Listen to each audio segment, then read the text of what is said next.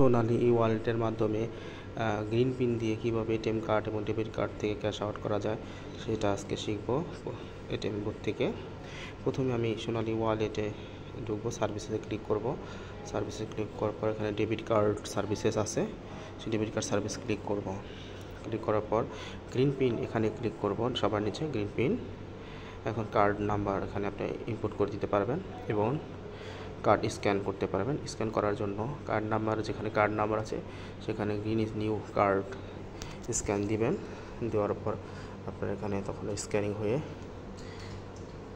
Card নাম্বারটা চলে আসবে। একটু অপেক্ষা করুন, কারণ পিছনে ফ্রন্ট ক্যামেরা কাজ করছে, এজন্য কালো হয়ে আছে। এখন দেখেন কার্ড নাম্বারটা এখানে ইনসার্ট হয়ে গেছে। এই ওয়ালেটের পিন নাম্বার দিব, তারপর I accept terms and conditions click করব, সাবমিট রিকোয়েস্ট দিব। দেখেন সাবমিট রিকোয়েস্ট দিব, কী হয় এখন দেখেন একটা গ্রিন পিন চলে আসবে। এই গ্রিন পিন 9200, এই গ্রিন পিন দিয়ে আপনি সরাসরি এটিএম বুথ থেকে টাকা ওঠাতে পারবেন, আবার পিন চেঞ্জ করে নিতে পারবেন। এটিএম বুথে গিয়ে কীভাবে গ্রিন পিন চেঞ্জ করা যায় এবং টাকা ওঠানো যায় সেটি এখন দেখাচ্ছি।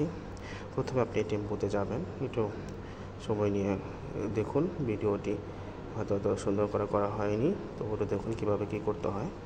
প্রথমে আপনি কার্ডটি ঢুকাবেন, ঢুকার পর আপনার কী আসে দেখুন।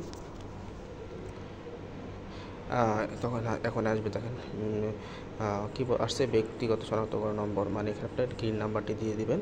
নিচে এটা লেখা আছে গ্রিন নাম্বার, গ্রিন পিনটা এখন দেখেন। দেওয়ার পর কী হচ্ছে এখন দেখেন আছে ক্যাশ ডিপোজিট, ক্যাশ উইথড্রল। আপনি ক্যাশ উইথড্রল করতে পারেন, আবার পিন চেঞ্জ করতে পারেন।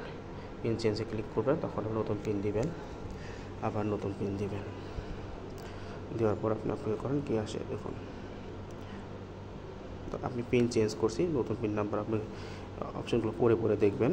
এখন আবার ইনসার্ট করছি, এখন আপনি গ্রিন পিন দিয়ে অথবা চেঞ্জকৃত পিন দিয়ে ক্যাশ উইথড্রল করতে পারবেন, ব্যালেন্স ইনকোয়ারি করতে পারবেন। গ্রিন পিন দিয়ে করলে পিন চেঞ্জ করা দরকার।